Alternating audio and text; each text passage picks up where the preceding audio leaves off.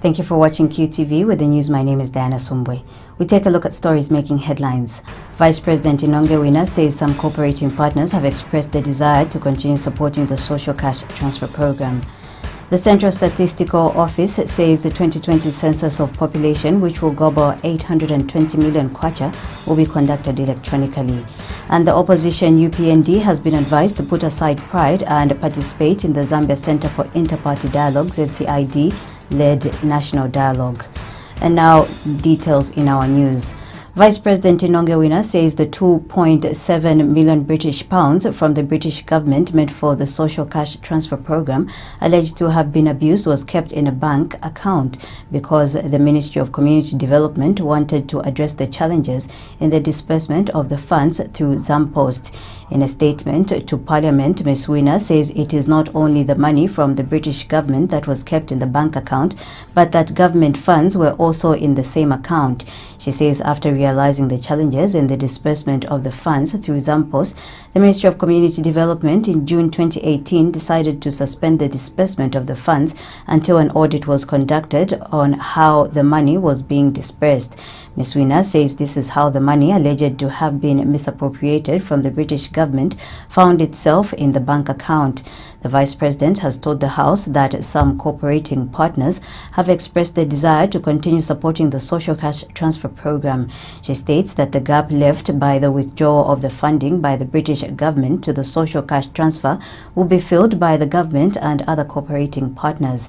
Meanwhile, Ms. Wina has described the late freedom fighter Mama Chiwe Sakunda Kankasa as a courageous politician who crossed the boundaries of the ethnicity and tribe both in her personal life and in politics. Ms. Wina, who says the country has lost a politician of substance in Mama Kankasa, says she says Mama Kankasa was not only a political activist but an embodiment of women's struggle for equality of opportunities. The Vice President says Mama Kankasa was one of Zambia's political giants. The Central Statistical Office says a total of 820 million kwacha will be required to successfully undertake the 2020 population and housing census. CSO Director Goodson Sienga says the 2020 census will be conducted electronically using tablets and electronic questionnaires for acquisition of data. Mr. Sienga has explained that the 820 million kwacha will be used for procurement of the tablets, procurement of vehicles to be used, and payment of allowances, accommodation, and food for the officers who will be engaged, among others. He has, however, stated that the number of officers to be engaged to undertake the exercise has drastically reduced, considering that the process will be conducted electronically, meaning there will not be much paperwork involved. Mr. Sienga says the electronic process will also help in ensuring that the results of the collected data are released quickly, as the transfer of the data will almost be done automatically from the tablets to the central office. He has stated that the CSO has already been experimenting on the e-process using some handheld devices to ensure that the process is effective come August 2020. And Mr. Sienga has disclosed that government has, through the Treasury, so far released a total of 115.4 million kwacha for the mapping activities of the 2020 census exercise. The budget that was proposed then was about 820 million kwacha, because the census is a very huge undertaking. We have to cover each and every person living within the boundaries of this country. And over time, censuses have changed in scope.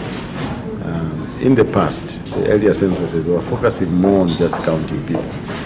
But now, censuses are also used to get other information that describe the various socio-economic characteristics of the household. So for the 2020 census round, we are planning to undertake an electronic census, what is called the e-census. We'll be using handheld electronic devices such as tablets to collect the data.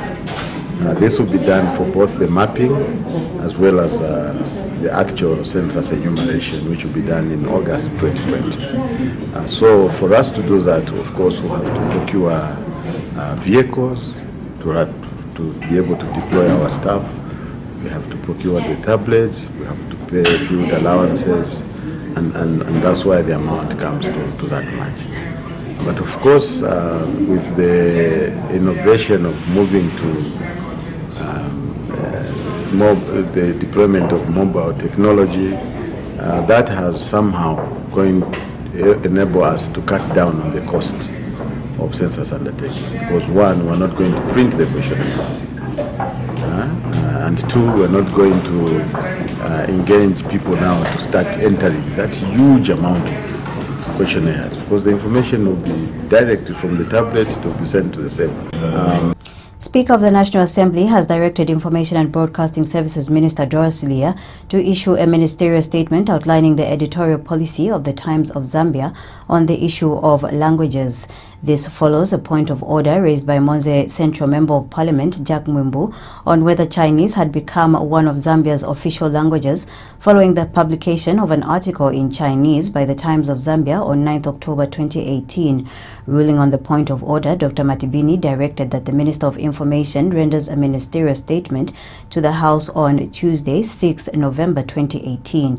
He says, as indicated by Mr. Mwimbu in his point of order, the official language of Zambia is English, and that this is provided for in Article 258, Cap 1 of the Constitution of Zambia, which states that the official language of Zambia is English.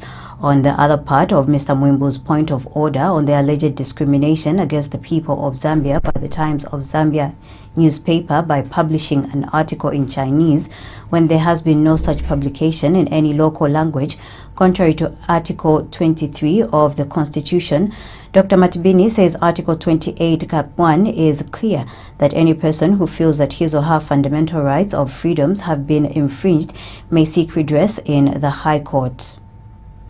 The Independent Churches of Zambia, ICOZ, has advised the Opposition United Party for National Development, UPND, to put aside their pride and be part of the national dialogue facilitated by the Zambia Center for Inter-Party Dialogue, ZCID.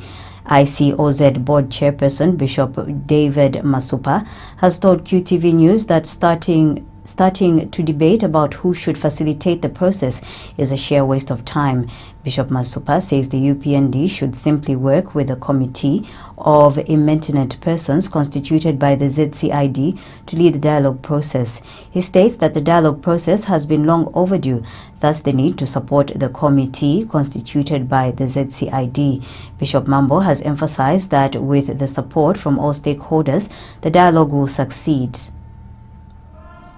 Information and Broadcasting Services Minister Doris Leah has encouraged local broadcasting stations to make use of opportunities that have been created following Zambia's digital migration. Speaking at the Digital Broadcasting Conference in Lusaka, Ms. Leah says focus should now change from the digital migration policy to digital broadcasting policy and its subsequent laws to complete it. Ms. Leah says this because the status of broadcasting has changed, hence the need for the local broadcasting industry to move with time, as well as coming up with a new digital broadcasting regulatory framework which does not exist in Zambia. I believe that broadcasting provides a hanging fruit for us in this country to create jobs, especially for young people. But how do we position our education sector so that it responds to the kind of skills we'll need in this sector going forward? Because it's changing very, very quickly. Very, very, very quickly. Now all I hear about is 5G. And then that provides further challenges, regulation and legislation challenges. In Zambia, for you to broadcast, you get a license from IBA. But if a mobile company can be broadcasting on the mobile phone, who is issuing that license? Is it ZICTA then? So these are the issues that we have to harmonize in the sector. And I must emphasize that today, and I'm going to commit to be here the whole day unless otherwise, that we really want to hear from you, the industry, on how we can go around these issues. And Justice Minister Given Lubinda says there is need to formulate legislation that supports the growth of the digital broadcasting sector. Mr. Lubinda says his ministry will ensure that the legislation that will be put in place encompasses views of all players in the digital broadcasting sector. How do you safeguard society against those who are extremely enterprising and innovative, that they end up using technology more than they should, especially in conflict with the interests of others.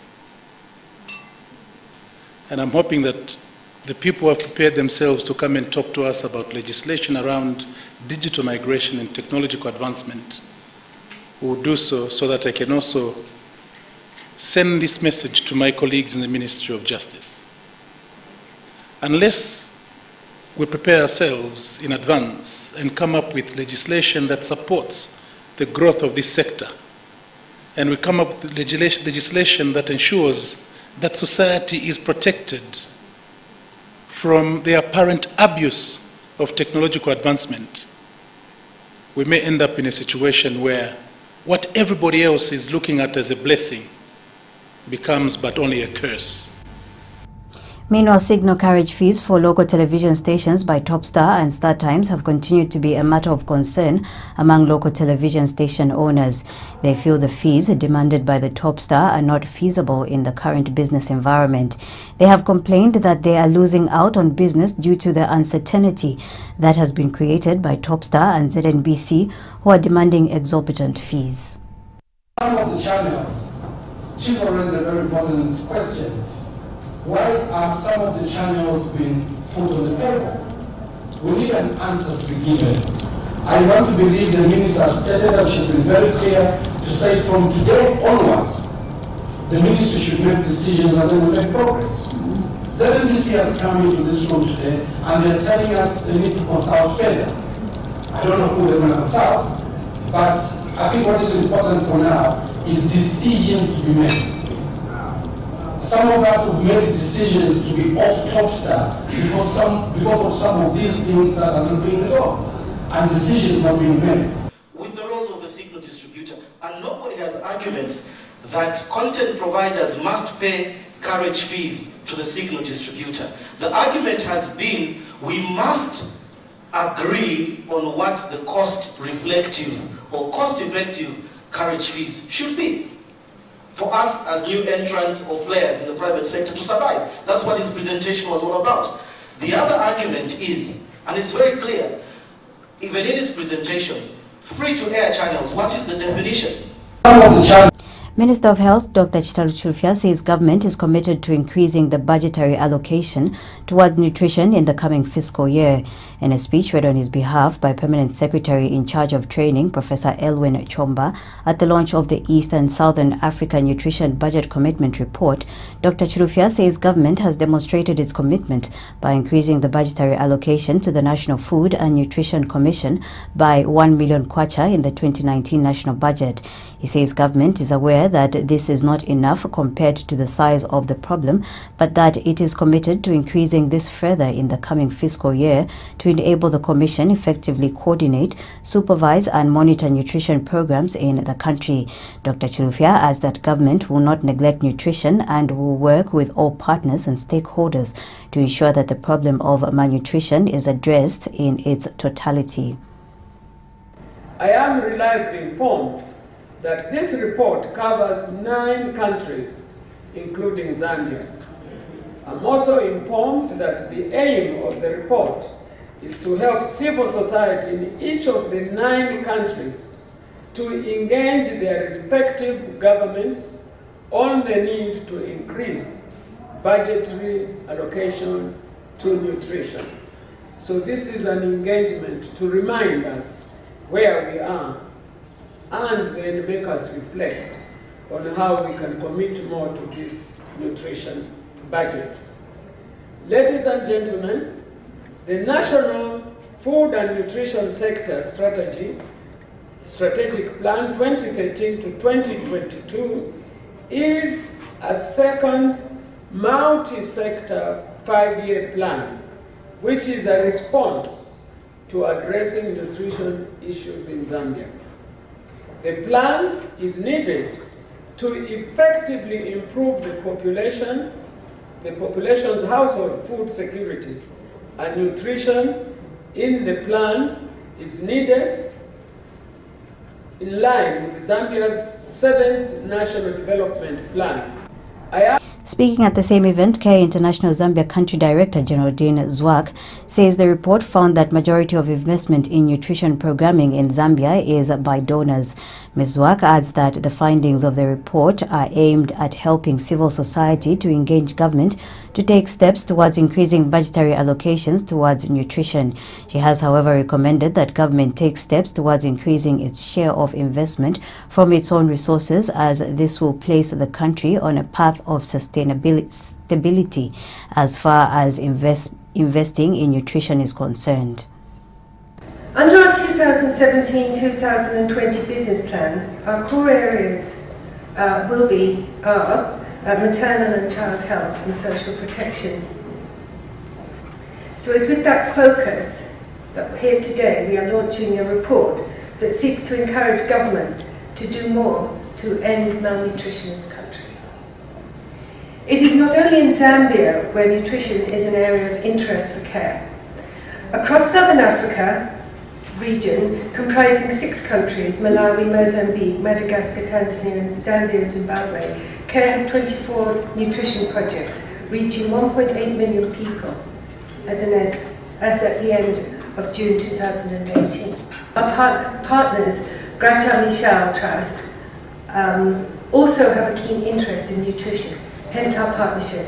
Together with the regional civil society network on nutrition, we believe that investing in nutrition is investing in the future well-being of women and children who are the most affected by malnutrition. We believe that good nutrition is not just a health issue, but a development and rights issue. And presenting the report, Care International Malawi Advocacy and Partnership Coordinator Vitumbiko Chinoko says in Zambia, stunting is too high at 40%, representing 1.22 million children under 5. Basically, I think if you're looking at the target of reducing stunting by 20% to 20% by 2025, then I think we're still very far. And again, this is not about Zambia. This is about all of us. So this is why this challenge needs to be tackled at that level. And this is why I like the commitment that governments have put through Malabo, through the African Union, acknowledging that this is a problem of all of us, and I think we need to be tackled through very collaborative means. And all of us, really, there's no one in Southern Africa that will be proud of what they've done around nutrition. Again, I think one of the things that is also very critical, and our guest of honor mentioned, is around the health of a baby from the time of conception until they are weaned and until they grow up. One of the things we found, which is critical in that respect, is actually exclusive breastfeeding. Government has reiterated its support to ensuring that women participate in decision-making for the benefit of the country. Officiating at the Women's Lobby National Conference for Female Councillors in Lusaka, Minister of Gender Elizabeth Phiri noted with happiness that Zambia is witnessing a high level of participation of women in decision-making programs for the first time. Mrs. Phiri states that President Edgar Lungu has shown the political will by adopting a considerable number of women to contest as members of parliament and councillors, as well as appointment of women to cabinet. She adds that the formation of women's groups aimed at supporting the affairs of women is also another indicator of government's willingness to improve the affairs of women. Mrs. Phiri has hailed the Women's Lobby for taking a leading role in improving and helping women in leadership to deliver. And the Zambia National Women's Lobby Chairperson, Beauty Katebe, has urged women councillors to deliver according to the people's expectations. She has also reiterated the call on all political parties to give more women a chance to serve in various portfolios, both at party and national levels. Local Government Minister Vincent Mwale says the process to formulate a fire policy which will enhance firefighting and preserve life and property has reached cabinet stage. Speaking during the launch of the Bachelor of Science in Fire Engineering and Rescue Management by Aden University in Lusaka, Mr. Mwale says government is committed to improving firefighting services and the welfare of firefighters in the country. He says the fire policy is ready and is simply awaiting cabinet approval. We have more in this report.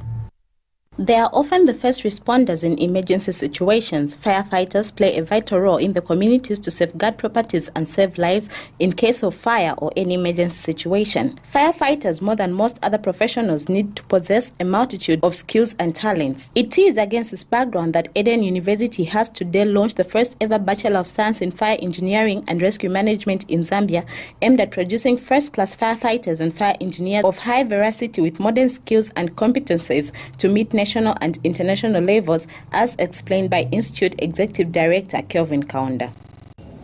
We want to contribute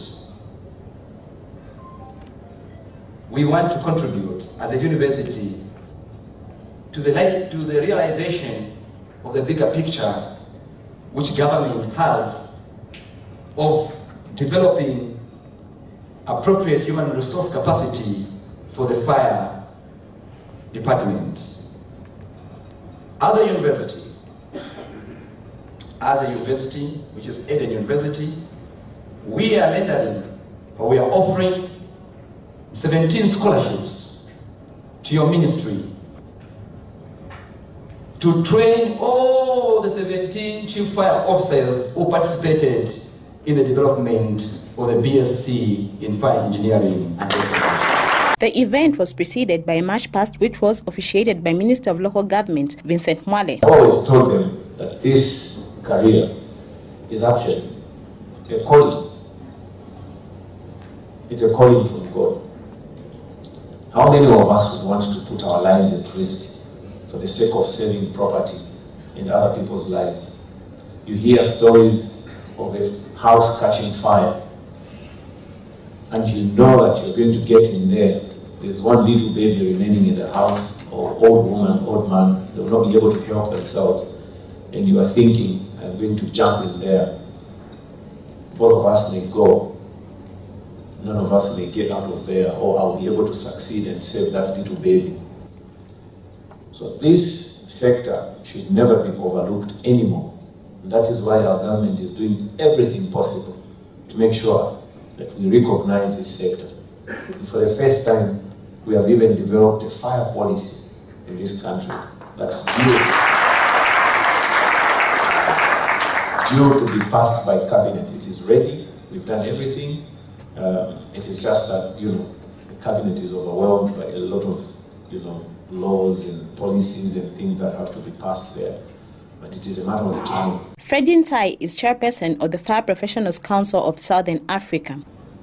In the 21st century, like we said, we lost many people as a result of poor intervention strategy, as a result of lack of knowledge in the business, lack of support from those in charge, because there's no man who can achieve the best without adequate resources, without adequate support. So the firefighters on the ground, the chief fire officers on the ground, to achieve the mission of the department, which is to save life, protect property and the environment, they need the support from the government. They need the support from HODs and all the senior leaders to make sure that they deliver the best safe service to the communities in Zambia. It is hoped that the launch of this program will help sustain the economic growth of the nation as it strives to become a middle-income economy by 2030 by having fire professionals with competent knowledge and skills to safeguard property and humanity.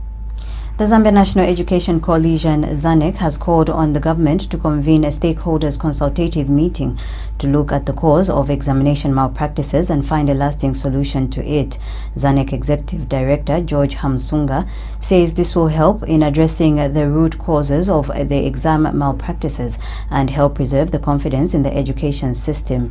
In a statement welcoming the lifting of the suspension on the 2018 examinations for grades 7, 9 and 12 by the Minister of General Education, Mr. Hamsunga says the move to suspend the examinations was commendable and demonstrated the ministry's commitment to its responsibility of preserving the quality of the country's education system. He says ZANEC believes that the issue of examination malpractices is a sign of moral decay in the Zambian society. Mr. Hamsunga says it is the responsibility of parents to ensure that their children study hard and prepare adequately for their examinations. He says ZANEC also recommends that the Ministry of Finance release releases adequate funding to the Ministry of General Education for the administration of examinations. Mr. Hamsunga says ZANEC has learned that once the Examinations Council of Zambia has delivered the examination materials at district level, the District Education Board secretaries have struggled to find funds for taking examination materials to their respective schools, thereby depending on the goodwill of concerned school management to have examination materials delivered at school level. He notes that this could be the source of compromise in the securing exam papers, as unsafe modes of transport such as ox carts, canoes and bicycles are sometimes used to carry examination materials to schools. Rapula Province Minister Nixon Chilangwa says 10,000 small-scale farmers in the province are expected to benefit from the cassava bulking project by the end of 2018. Zambia Breweries, through its Outgrower scheme, is implementing the bulk cassava project, where it buys cassava from small-scale farmers from Luapula, Northern and Muchinga provinces, which is used as a key ingredient in the manufacturing of the Eagle Lager. Mr. Chilangwa says over 8,000 small-scale farmers are currently benefiting from the project, exceeding the 6,000 target for the year. He says the development proves that small-scale farmers are ready to exploit and make the most of any avenue given to them. The provincial minister says the project has encouraged small-scale farmers to grow more cassava and gain more from it. Mr. Chilangwa has since encouraged cassava farmers who are not yet part of this project to register with the implementing agencies so that they can also benefit. Cassava, I should also thank you for reminding me, Zambia Breweries through the Outgrower schemes have this year already exceeded the target of 6,000 small-scale farmers. They are now at 8,000 small-scale farmers. And before the end of the year, we are going to have up to 10,000 small-scale farmers benefiting from the bulking of cassava in Luapula province. And it just proved to be a very, very successful project. It's changing lives of people. People are now able to grow more cassava. People are now to get more out of their cassava. And the Zambia Breweries are getting overwhelmed because of the response. So it also proves that once people are given an avenue, they'll be able to exploit it and be able to change and improve their lives. Cassava. The Zambia Medicines Regulatory Authority, ZAMRA, has advised people living with HIV to stick to the antiretroviral therapy, ART, as prescribed by qualified medical personnel, reacting to reports that some people living with HIV are abandoning ARVs in preference for the tamarind, which is said to be curing the virus. ZAMRA Public Relations Officer Ludwig Mwape says the general public should realize that tamarind has not been approved anywhere as being a cure for HIV. Mr. Mwape says it is wrong for people to insinuate that the tamarind fruit can cure HIV, stating that the wild fruit can only supplement other body requirements, just like all fruits do. He says with the antiretroviral therapy, there is evidence that it can prolong one's life of those living with the virus. Tamarind is a wild sourly fruit that is commonly found in the southern region of Zambia and has lately been a common household name, with most people soaking it in water and drinking the water, as it is believed to have a multi-medicinal properties. The information that we have, of course, tamarind is a natural product. It's a natural fruit that can be used to supplement other products in the use of the body. But to say that it can actually cure HIV, that is not correct information at the moment, because it is not on paper that it can actually cure HIV and AIDS. So my emphasis is those that are taking antiretroviral drugs to continue taking this product, because that is product that has been tested and people have been assured that they can get benefit out of it. Kafiwe's Matanda Ward Area Councillor Dorcas Mumba has appealed for the construction of a modern market in the area. Reverend Mumba tells Q News that the current market is old and surrounded by unplanned settlements. She says the current status of the market makes it difficult to control and contain outbreaks of diseases such as cholera. She says the market, which is as big as Lusaka's Soweto market, lacks proper sanitation facilities, a situation which poses a health hazard to hundreds of traders that operate in it. Reverend Mumba has since appealed to government to consider Matanda Market on the developmental programs so that it can be upgraded to a modern market. which is housing the second largest market to Soweto market, called Kalukungu Market. The Kalukungu Market is where we have traders from all the surrounding towns. They all come here, so most of the challenges is that the market is odd. So we need a modern market, because even with we have tried as the local authorities, where garbage collection is concerned, and putting up the stores. We have put up temporary structures, and so we are lobbying for a modern market as Kafue, and because this surrounding area is called Zambia Compound. This is where we have unplanned settlements, and when we have cholera issues, it first hits ZC. To end the news, we recap on stories making headlines. Vice President Inonge Wina says some cooperating partners have expressed their desire to continue supporting the social cash transfer program. The Central Statistical Office says that the 2020 census of population, which will gobble 820 million kwacha, will be conducted electronically. And the opposition UPND has been advised to put aside pride and participate in the Zambia Center for Inter-Party Dialogue, ZCID-led national dialogue. That ends the news. From me, Diana Sumbwe. Thank you for watching. Continue watching QTV.